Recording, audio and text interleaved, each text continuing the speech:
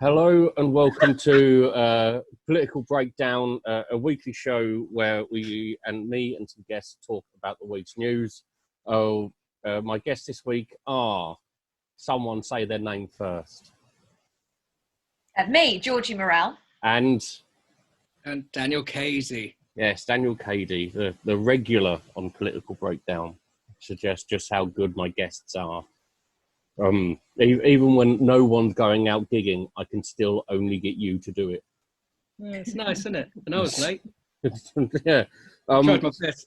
Yeah, you gave us good. So let's start with just asking how everyone is in their mental self. Everyone doing fine? Pretend I care. I'm all right. Yeah.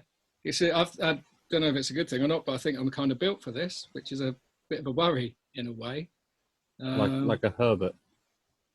Herbert or hermit? Hermit, that's the one. Like a Herbert. Herbert. Like a dirty Herbert.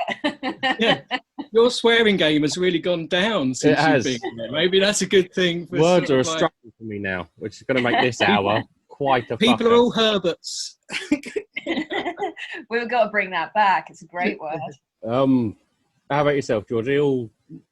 I'm the opposite. I wasn't built for this, for lockdown. I need a constant attention and validation and physical contact.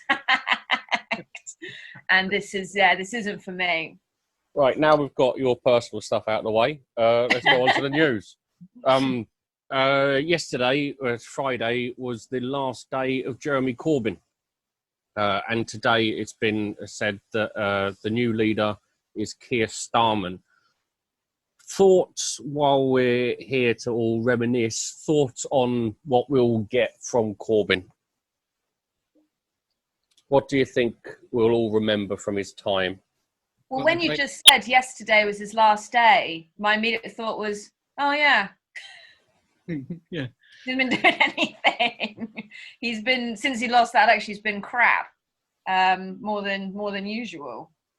Do you think if the situation had been different and we'd all been allowed out of our houses and there wasn't sort of like a global pandemic, would we have noticed then that it was this last day? I don't know if there would have been a massive sea change anyway.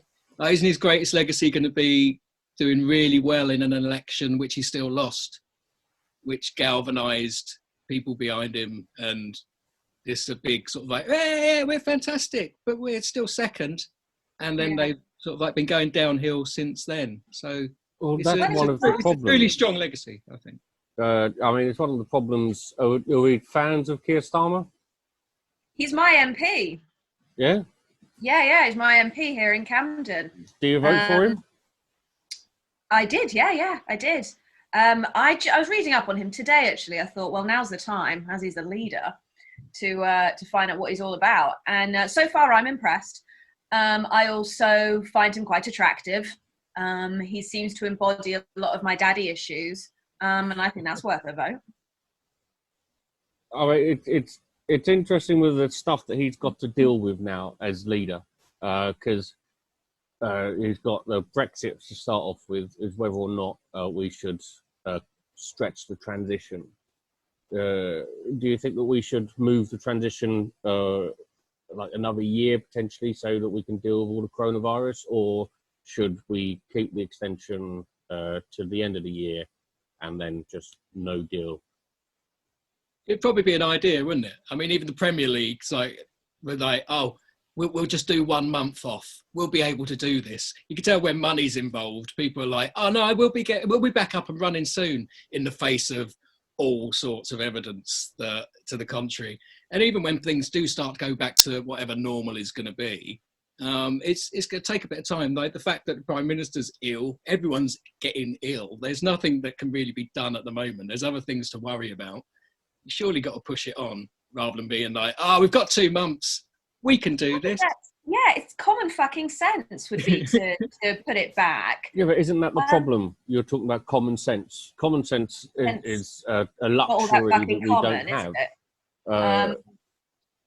And if Glastonbury are putting back a year and that's a bit of music in a field, then the negotiations of a country leaving the European Union, that's definitely got to go back a bit. But personally, I think it should just be, we should just write it off now, cancel it. Who really wants to go through that after all of this? They should all they should all have a chat at the EU and just say, oh, really, lads, do we want all of that aggro? Because I'm tired, you're probably tired, we've all been ill. Let's just forget about it.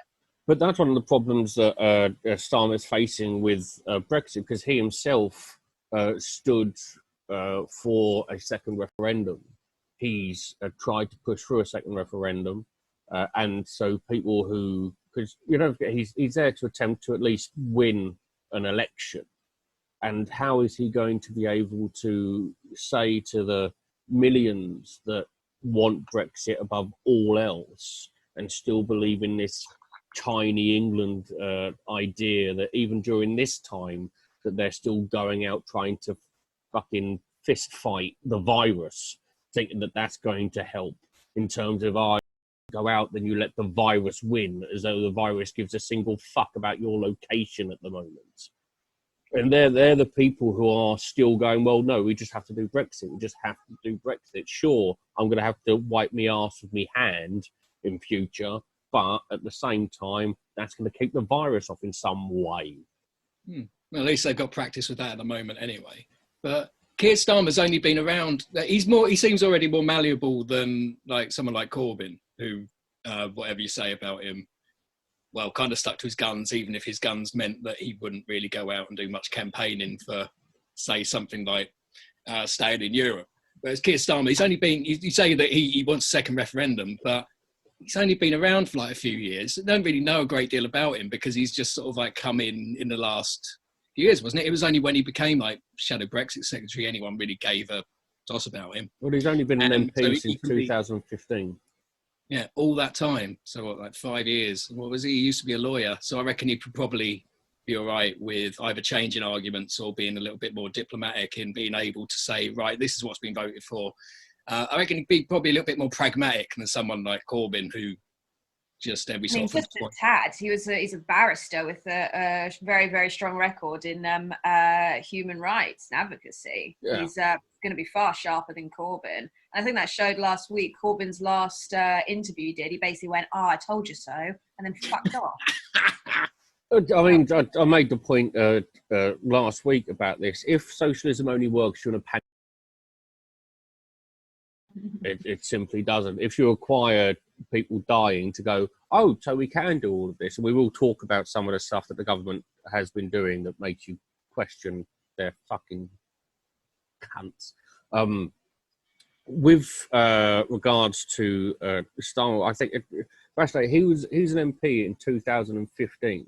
If we didn't have the 98 general elections that we have had, we would still be in just coming to the end of David Cameron's win in 2015. That's how long this time has been. That's how long this 5 years has felt, that we are still coming to the end of when David Cameron, frankly, should have still been PM. I don't know what to think about that, really, Ash. How fucking depressing is that? I mean, yeah, it's a bit shoulda, woulda, coulda. Because what does it matter now? It is what it is. It just shows how fickle it's all been, how quickly everything's changed, and how long it's all felt. Getting to a point.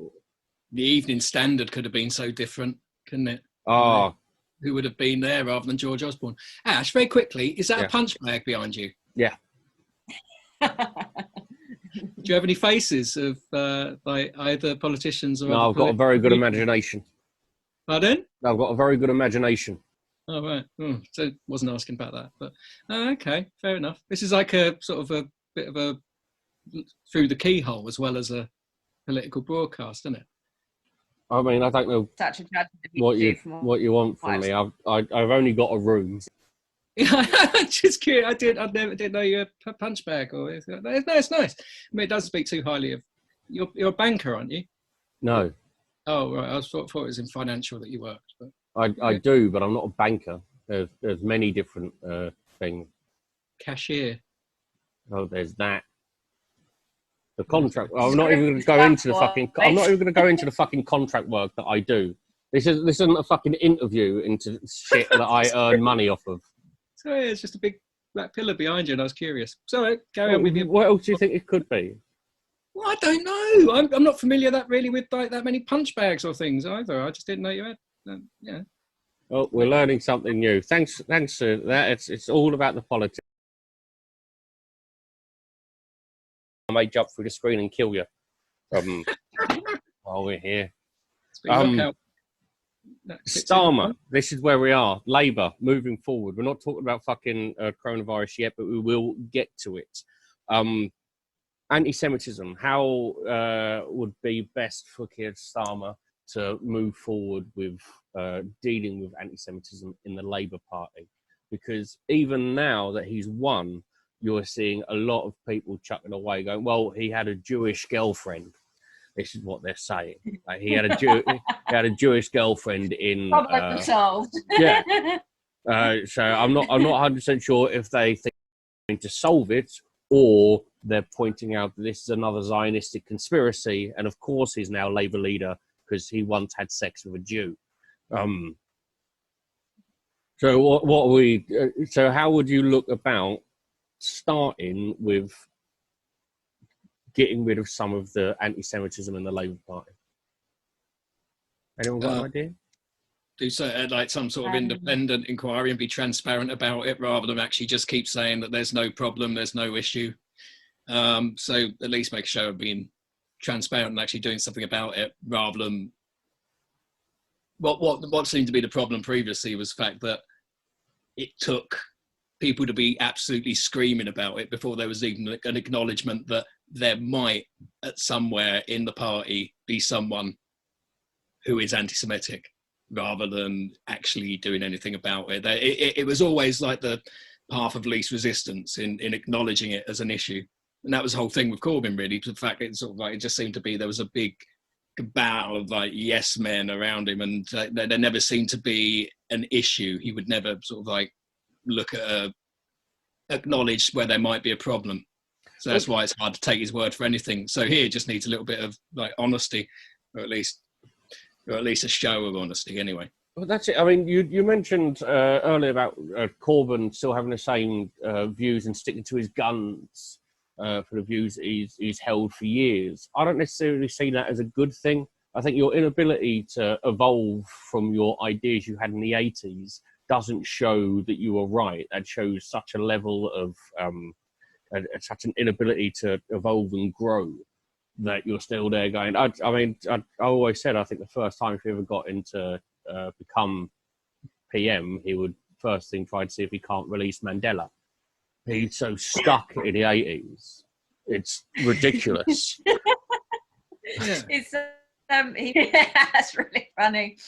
No, he is. He was sort of harking back to a time that doesn't exist. I think what makes a great politician is if you do play the game, you have to abandon some of your personal beliefs for the bigger picture. And he never would do it. He would never play the game. And that's why he was never a very good leader, and he fucked that election, basically. Well, you're dealing with the entire country. And then you're in, and then you can start, bringing in your agenda as such. Because I had no problem with what Corbyn was about and what he believed in. It was how he went about it that was embarrassing.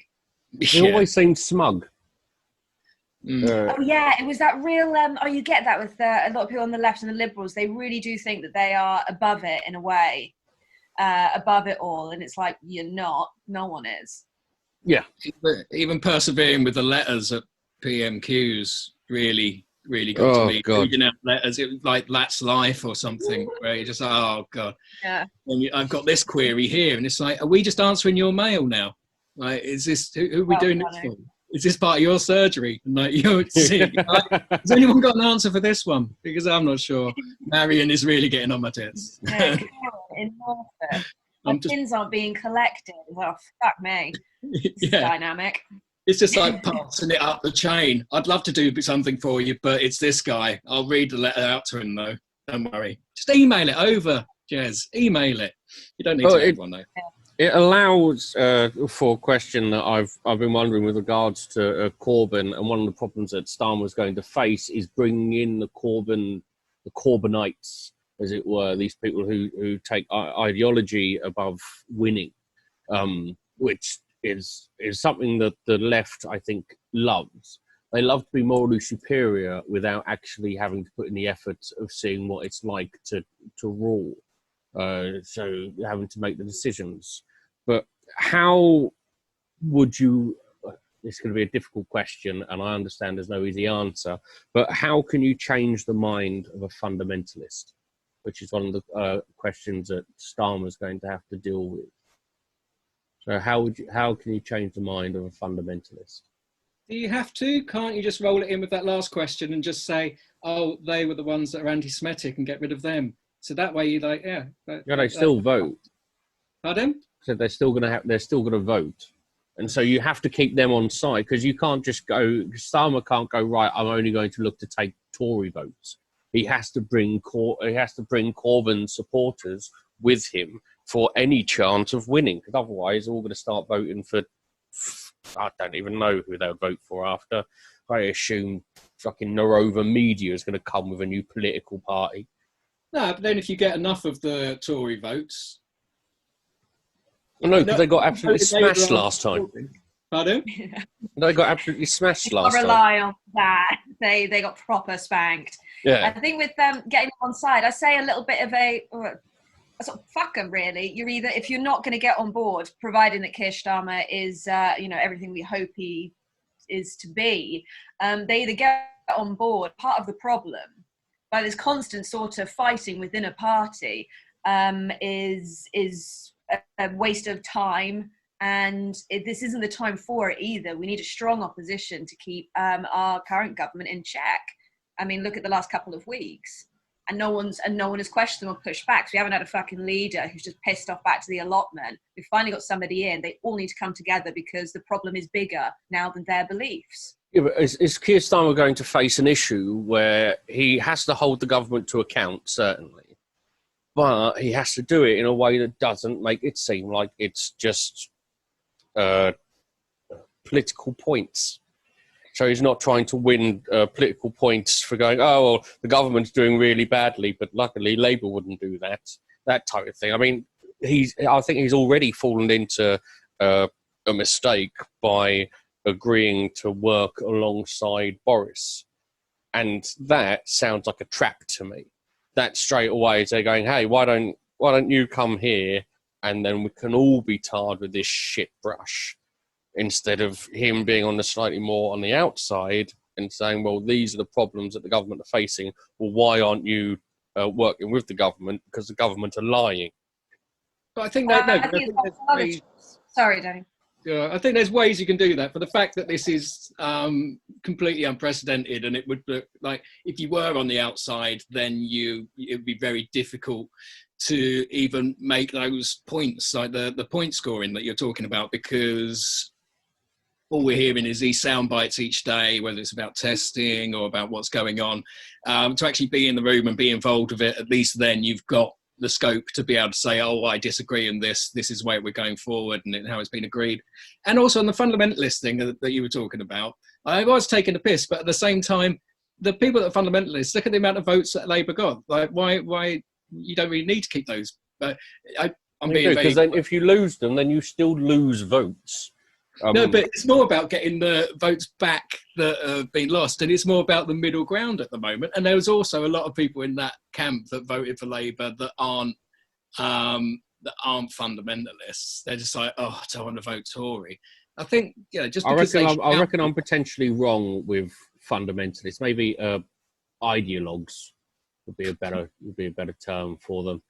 Oh, nutty I take cunts. All mine back. I take all of mine back then, because I was talking about fundamentalists, not ideologues and nutty cunts.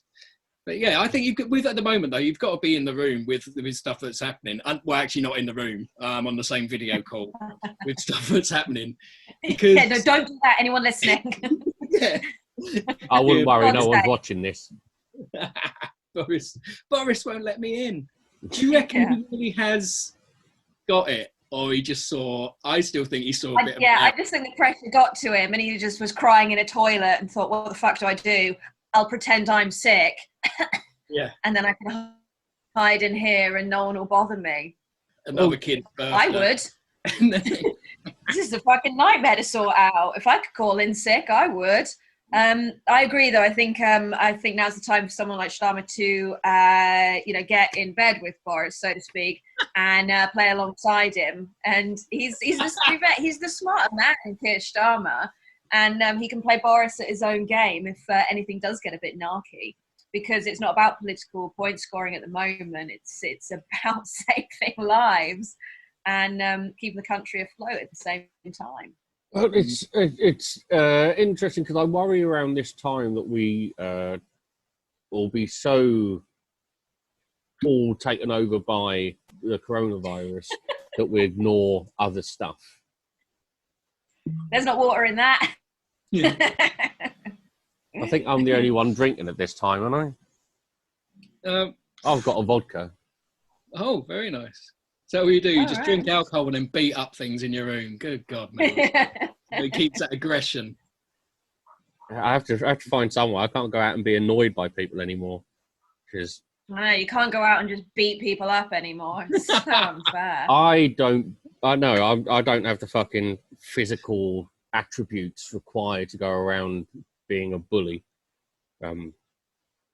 Let's move on, because this is just madness. Office of National Statistics, they've suggested that the UK has underreported the number of coronavirus deaths by almost 24%. They said that new figures suggest that almost 1 in 4 fatalities occur outside of hospitals and are not picked up on the daily NHS tallies. Believable. Now, with this particular data, it goes back to testing and our requirements to have to test as many people as possible. What do you think is going to happen that we're going to look back on with how the likes of Matt Hancock and Boris Johnson has held and done here? Do you think that they're ever going to be held accountable for what they've actually done with the lack of testing in this country? Well, whatever way things go in the next couple of weeks, there will be an inquiry. That's standard practice, and it's going to be fucking awkward for both of them, I think, to be able to, how they're going to answer questions that testing wasn't brought in sooner. I get that resources, labs, things like that, but that's not quite cutting it anymore.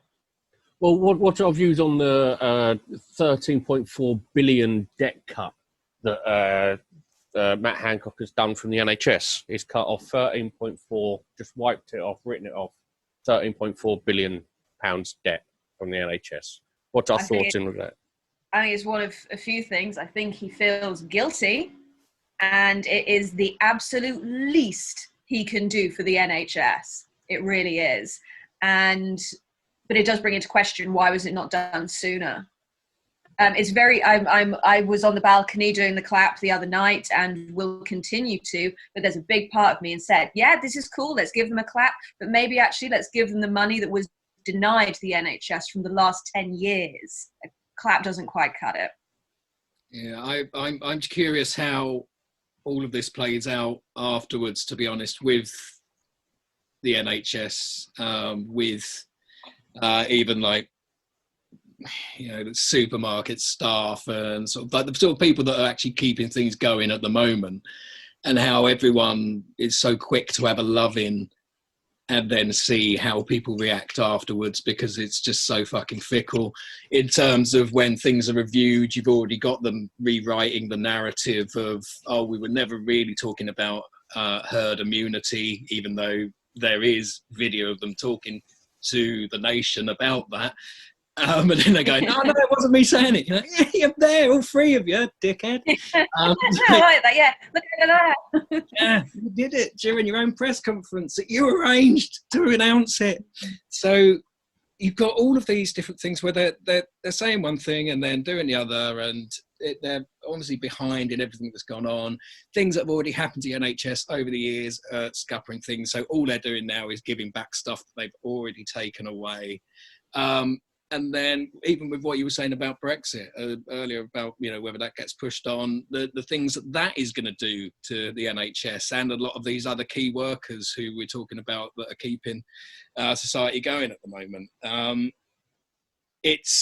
It's funny how we sort of step back and we suddenly go, oh, yeah, these great, these are the people, these are the backbone of the UK. And a lot of that is scuppered by the other decisions that we, the public and government, have sort of like forced our hand on. Not forced our hand. The Home Office has said that NHS doctors, nurses and paramedics with UK work visas due to expire before the 1st of October will have them automatically extended for a year so they can focus on fighting the coronavirus. Yeah, that's it's the same sort of thing as well. Well, obviously that just seems obvious to do because we need everyone we can get in the NHS. But again, it's sort of like, yeah, we'll keep them on for a year. Well, and us. And it's like, no, keep them on indefinitely for as long as they want to work in the NHS. And you know what would be really cute would be to give them a test to see if they should be on the front line and if they can be. The another example of it is to come to work. Don't give them a bonus, give them a test to see if it is safe for them to be out there. But what do I know? I think a bonus would help though, because all of our backbone. It's an incentive, and it's okay. Sure, okay, a bonus and a test. Yes, we can do both. What's next? What we're finding at the moment is a slow realization that the people who are some of the poorest and most underpaid of society are actually keeping it running. So the people who work in supermarkets, the people who pick up bins, the people who are our nurses, our paramedics, the underpaid masses of our society, we're actually getting to a point of going, well, maybe we can't kick them all out.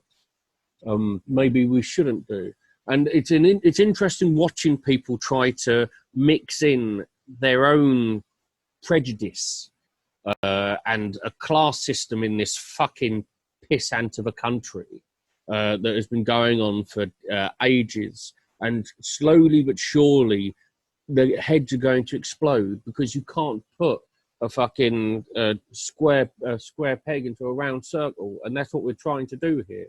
We're trying to get rid of people who have helped this country thoroughly just without a pandemic.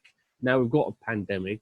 We try to kick everyone else out, trying to give them a fucking list, a little quiz on how much you're actually worth via points. And we're realizing that potentially point system isn't going to fucking work. We're going to run out of food soon because we do not have enough fruit pickers. Because we're not going to be able to fucking get them over from Poland, where we normally fucking get them, pay them fuck all money, say, can you pick our food for us? And at the same time, fuck off, you foreign cunt. Now go back home, it's winter. You know, the absolute disgust I have in this world is monumental. And this country in itself, the Brobdingnagian anger that it has created, where we see our own bigotedness come back and bite us on the arse. I look forward to us all dying, frankly. It's going to be a weight off my fucking mind for us to all just die and give up. Anyway. So Daniel, when you agreed to do this, were you told it was going to be fun? Because I don't think you were ever told this was going to be fun. I have never used fun to ask anyone to do anything in my life. Oh, I've got a cat. Oh my goodness! Look! Oh, hello, cat. What's he called? Charles. What were you saying, Ash? Yeah, that's Charlie. That's what were you saying, Ash? What were you on? Your cat will eat you when you die. Doesn't give a fuck about you. And on the plus side, won't also get coronavirus from eating you. Cats. There's been a couple of cats that have got it. Has there? That's not me jive talking. There's been a couple of felines. Don't say that. Don't. Yeah, oh, no. They can't give it, but they can't give it to humans apparently. So That's all right. I don't give it. Are they okay? Yeah. I What's mean, the cat got a cough or something? I don't know. It's really Cat, sweaty. the cat's They just got tested self-isolating, for it. so we They got tested. assume. So maybe that was that a cat sick that you were doing there? It's my cat just like. Yeah, no, I just read that on it, so I don't know. Maybe that's all right. But If I meow loud enough, do you think your cat will hear and wake up? he's really not that bothered. But give it a whirl.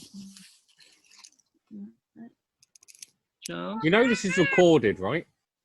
Yeah, we're doing the light relief night part. Oh, It doesn't give two bollocks shits. to it. 18 years old now. 18 years old, man and boy. Oh, One what of a the benefits- dude. One of the benefits of being locked down in my mother's house. Now, Right. Sorry, what were we talking about? Here's one for you, very quickly, right? I just went for a jog. I don't know if I'd mentioned it. Yeah, I'm trying to stay fit. Went for a little jog. When I got back, sitting in the garden and thinking, have I got time to mow the lawn, or will Ashley moan if I do that? Some bubbles came over, as in the ones that you, Yeah. no, yeah. What other sort of bubbles would they be? A monkey, froth from similar ones, but froth from a bath. But these were probably like the kids' toy bubbles. Landed on my arm and popped. Now, I assume it's a child. I don't want to presume, but I'm assuming it's a child around here. If a child's blowing the bubbles and then it hits me, could I have coronavirus? You should kill that child. Does the corona travel in the bubble? Because it's... The bubbles are See basically now, the stuff that they dip it in. It's basically fairy washing up liquid. It's just another version of that. So technically it's a detergent, so it could possibly kill the germs. But I think you should go over there and murder that child to be on the safe side. Yeah. Should I call amazingly, 111 as well? Just being like- I can actually bring your suggestion of murdering children back into stuff that I want to talk about. Oh, so not helping me in my health. Thanks, man. No, Cool. well, No, you're done for, Daniel. Yeah, but you're done for before this. You're constantly ill anyway. The fact No, that it's good. if you That's what I'm survive built. this, then I will be surprised. Frankly, Definitely will. I I'll hope be- I hope you survive, of course. But if you do, I will be surprised. Otherwise, you're down to one guest a You week. know, can I have the cat? You have to come and get him when it's all over. Oh, look at him. Oh, poor little Charles. Poor little There's Charles. I know who just got a kitten on Instagram, and the kitten is perfect, and I'm so close to breaking all of the rules to steal it. All of the rules. You really get me through there. Social distancing and kidnapping cats. All of the rules. I know, right? Let's move on from cats because I don't Master give a Chef? fuck about animals. You mentioned the killing of a child. Yeah. It brings on to a very interesting. So I don't get fucking cancelled, aren't I? Oh no, because it does bring into a very interesting discussion that's been happening this week, and it all started because Toby Young decided to fucking speak. Toby Young, who can't do anything without his fucking dad's help. Did he? What did he say? I don't know this. He suggested that we should allow the vulnerable to die to help the economy. That was the basic ends of it, because it's picking who should and who shouldn't die. So, would you allow should the vulnerable die so your kids are fine? That type of thing. There's Now- a lot of work in that, though. I mean, without the sort of like the humanitarian part, a lot of people just dying. They need to die somewhere and be collected somewhere and buried somewhere. So even without the actual feeling part, just letting a load of people die is quite a tricky. What do we do? Well, So- unfortunately, There's a lot to unpack. well, I mean, one of the main problems is that it has created another reason for people to talk about eugenics, which is one of the most boring conversations you can possibly have. To a point, I would say kill everyone so we stop fucking talking about it. It would work. old. Yeah. No one would talk about it anymore if everyone was fucking dead. Yeah, I'd be easier with just not talking about it, rather than. I'm still trying to get my head around what Toby. Who is it? Toby Young. It? Toby Young, that's the one. Yes. He also that's one that has for a long time is I'm all for freedom of speech, but in saying he said completely, because that does not sound like the. Can you say that again? Because you went a bit still. Say that point again. Don't mind. Toby Young, I almost want to veto what he said, because that sounds like the talkings of somebody who's lost his shit. That is, it's not. That doesn't sound like a sane, or thought out response. But with there's a lot of people at the moment who are being given platforms who probably shouldn't, because it's nonsensical. Like the Weatherspoons guy, the other Tim week. Martin. Oh, yeah. no. That's that absolute delight. He shouldn't be given a platform, because what you're saying is utterly nonsensical. It's not backed up. It's not thought out. He's clearly either not all there or just all wrong. And I think with some people like that who are going to spout this sort of bile, we shouldn't give it too much time. I think that's just as dangerous. It is. It's Toby Young's been doing it for years, and it's like the whole Katie Hopkins thing as well, right? Not sound bites, but little shite bites. They just say a thing, and that's it. Rod Liddle, all the same. Just say a thing. There's no thought around it, or it's just a little bit shock and actually the logic would be this. But then you haven't really thought around it, and you're just doing it to remind people that you exist, so that you're not vulnerable. He's just a bit of an arsehole, isn't he? It's a type of thing I would expect to see in stand-up as a joke to push an idea forward than anything serious. And this is it. It's when you're doing stuff that you may have seen someone like fucking Bill Hicks or Carlin say, "Oh, they said it," but as a joke for a point. This isn't the start of their fucking journalistic journey. To go, actually, I think I've got this very interesting article into why we should allow old people to die so that young people can live at this point. But it does bring into the idea of we do not have enough equipment. So we are going to have to decide who gets the equipment. Got PPE, we do not have enough PPE.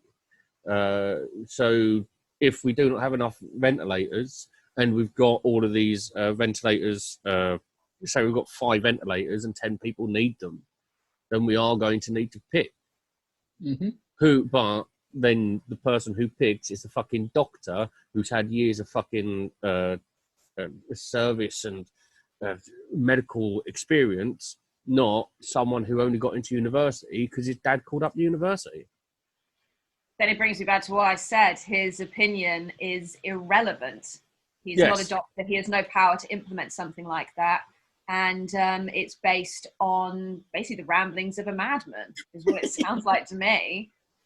Or a guy who's incredibly desperate and concerned about his profile and career. This is the best he can do. Yes, also did stand up at Comedy Unleashed. Where did he write this anyway, Ash? Where? I probably the Spectator in it, or the Spiked, something like that. So it was just like his sort of opinion piece, and then that was it's all opinion piece. I mean, none of it's based on fucking facts. Eugenics in itself is not a forward thinking idea, is it?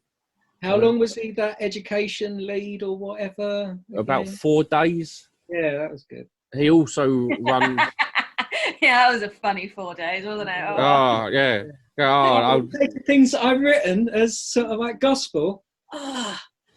But that's all about free schools, and there's a whole other fucking debate to be had on free schools and academies and the value of them, which I think is literally zero.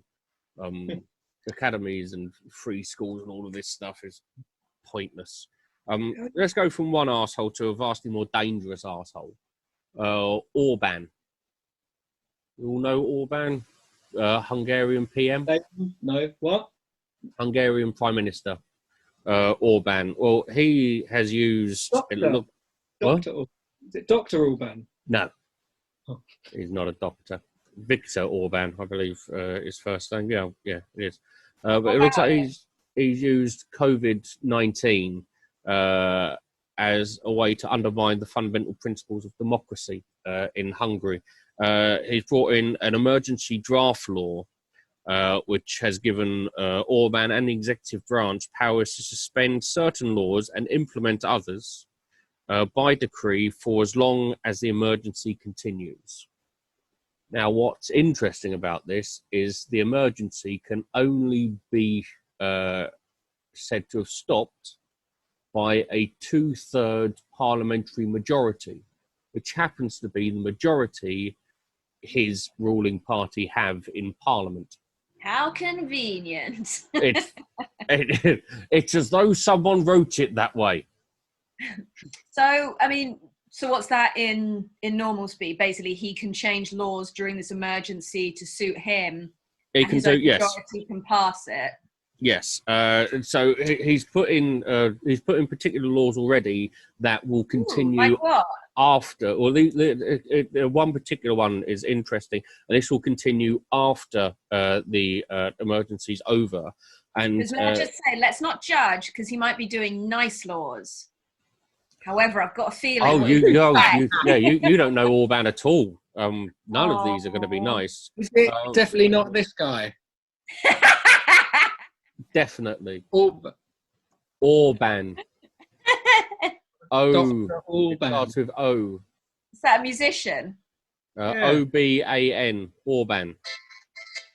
Do not start playing that. We're going to have to start playing fucking PRS. Sorry. Yeah. It's my life. You remember that from 90? Now, during the state of emergency, you cannot have any new elections. And he's also created new offences. So anyone who publishes false or distorted facts could face 5 years in prison. And so he does want to be Dr. Orban, doesn't it? Huh? Pun. Boom. Thank you. Oh, he sounds like a riot. Well, it brings into an interesting look into our own laws that have been brought in.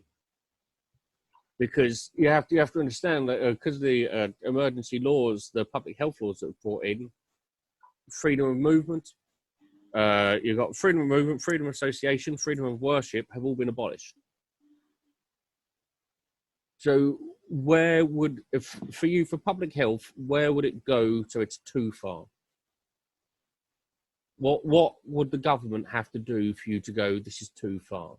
Because already, as I say, for public health, freedom of movement, freedom of association, freedom of worship. Now, these are fundamental human rights that have been abolished because of the for public health.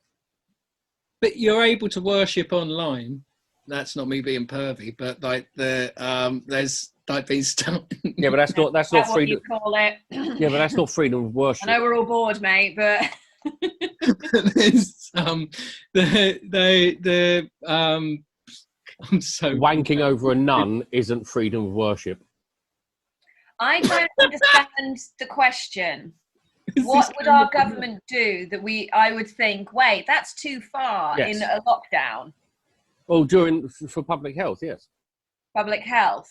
Probably taking those who do have coronavirus and probably shooting them and just, taking them out like that. I'd say, well, that's too far. But are you talking about too far the other way as well? No, I'm talking about like at the moment, and I know that it's for right reasons, but all of our freedoms have been taken away. I think there has to be a balance in. So at the moment, I think what they're doing is fair. Looking at this side of the number of deaths and how that's increasing, you're saying that there's a fair chance that's 24% lower than it should be. So I think that's right what we're doing. So if you're saying how far would be too far with a ban, at the moment, if we weren't allowed to go to a shop or allowed to sort of like go out for a walk and whilst being careful, I'd start to think that's getting a little bit too far. But if we're further along and it shows that what we're already doing isn't doing enough to bring that curve down, I'd say actually maybe we do need to do a little bit of that. Well, so it's hard to say what too far is without the context of how bad the issue is in the UK at the moment. Well, this is stuff that's happened in the UK. Forget about what Orban's doing, because Orban he's set up his stall for when this is all done with Hungary's fucked. He's set it up so that he's going to, it's basically a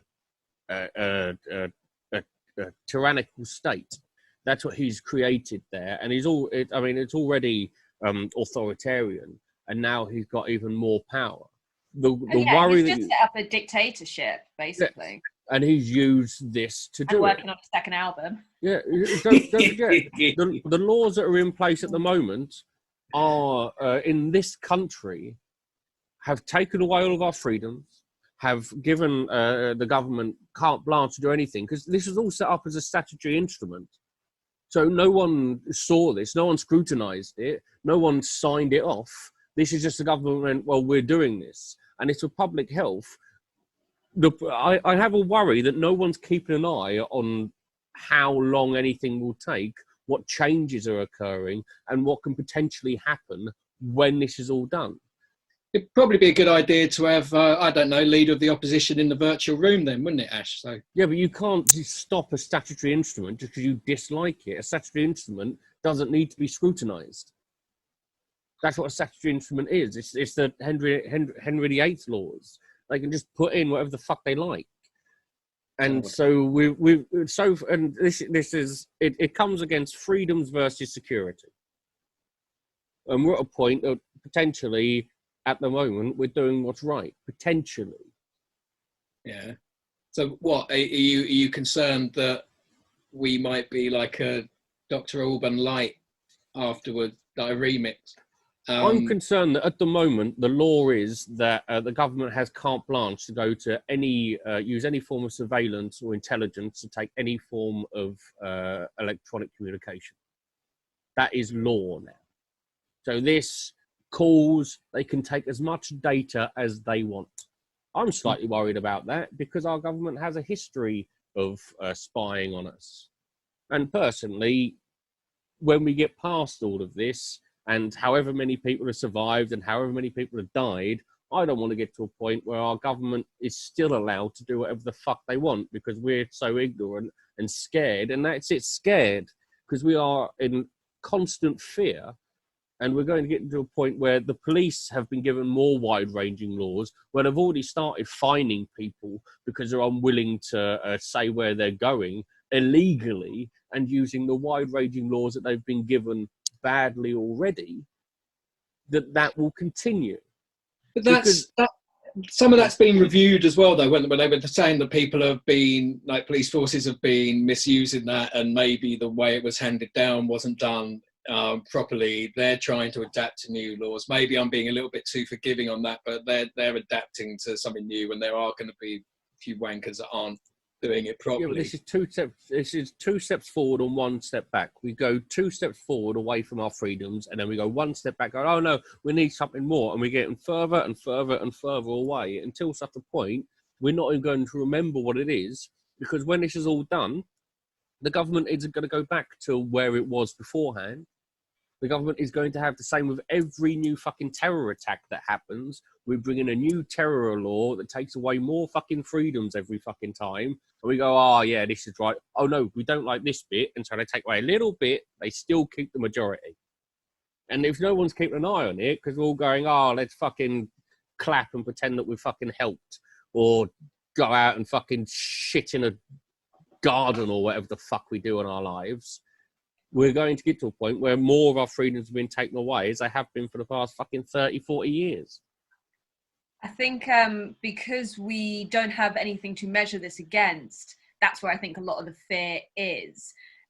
It's not necessary. I don't think they will keep in a lot of these things or implement it. Also, as well, is we've got to remind ourselves the power of the press at the moment.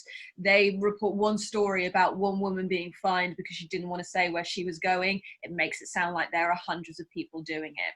The police really aren't having to crack down as much as you think. No, they're not having to crack down at all. Are following the guidance, and 8%. Yeah, but that in itself, it sounds very Russian. I think we'll find that only a very small amount are doing anything, having the police get involved, because most people are listening and doing exactly what they're told.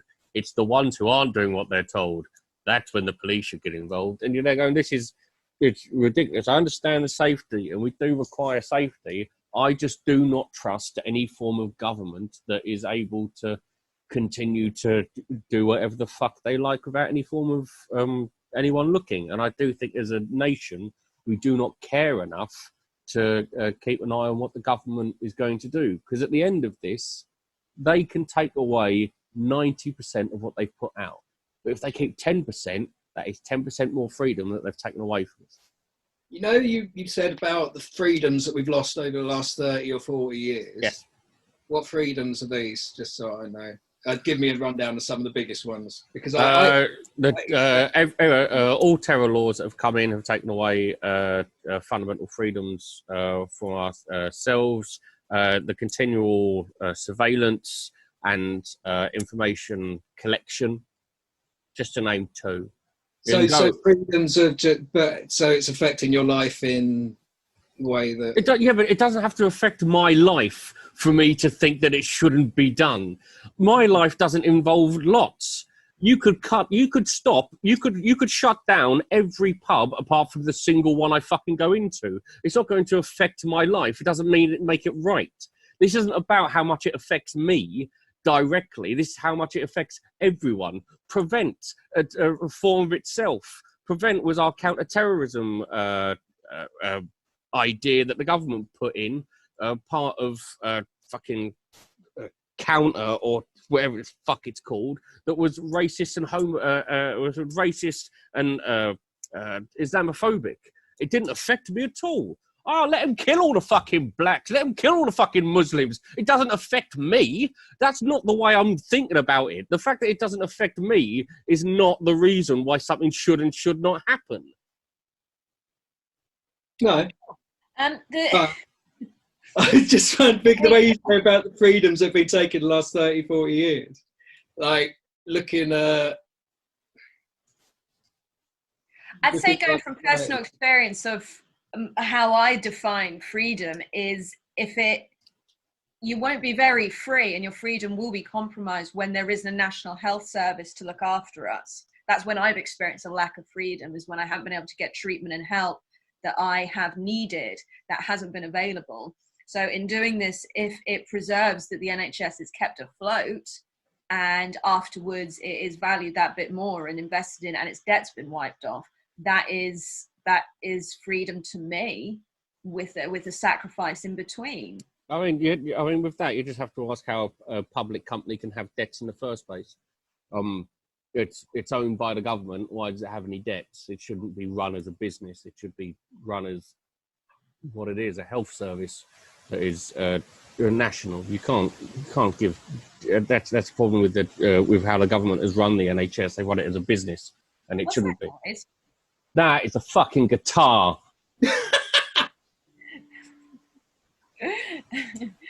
We flushed the toilet or something. No, really that is the fucking guitar. That is what I deal with on a day-to-day basis, and it has driven me beyond insanity. Insanity is a place that I look back on and think, what a delightful time, wasn't I happy? I've got a guy upstairs above my room who plays his guitar. He's been playing the same song for about 1.5 years and not getting any better. Ridiculous. Right, we're coming to the end of this. Ash, quickly, Ash, with so with Keir Starmer coming in, and the combination of that, and also a lot of what are going on at the moment, I know you're saying take away freedoms, but there's also a lot of stuff that is a little bit more socialist and sort of like putting money back into public services and the like. Would you imagine this to have an effect on things going forward, where there would be then a ripple effect of people being a little bit more, community, and sort of trying to have that sort of more social focus? And then can you see a time where that would then capitulate and be a bit shit again, where public services, they get more corrupt? And do you not just see that all of these things just go into a little bit of a cycle? I understand what you're saying. I think we've got about 6 months. 6 months of everyone being, let's actually looking after people is a good idea, before we start stabbing everyone in the back for a fucking bag of Twizzlers. And then everyone just... But I'm not the person to ask. I think humanity's cunts. Oh, so. Sorry. Georgie, do you think that... Yeah, much better. I definitely have concerns when we go back to it. Yeah, there'll be all sort of, back patting and thinking it's great. But, greed's an incredible thing. If people don't have to pay that little bit more tax than they want to, that's the tricky battle. I know people who voted for our current government on the premise that they wanted to keep their money. Yes. And that's the essence of that battle that we will have. And it's just a real shame it's taken a global pandemic to value something that we've been banging on about for years. I certainly have anyway. Do we have anything to plug? Oh yeah, my UK tour. No, I haven't got anything to plug. No. Then you want to plug your dad's book idea? Oh my god, it's so good. I'm not gonna say the premise of it, but it's very good. It's basically this sort of conspiracy theory that it was all a government idea, the virus, to get rid of old people because they were too much restraint on the economy. It's fucking gold, man. Hey, Toby Young. Yeah. Really funny. Okay. I wanted to say... What did I want to say? Well, no, I think that's all I got. If anyone's got a kitten they don't want anymore, come drop it off at my door.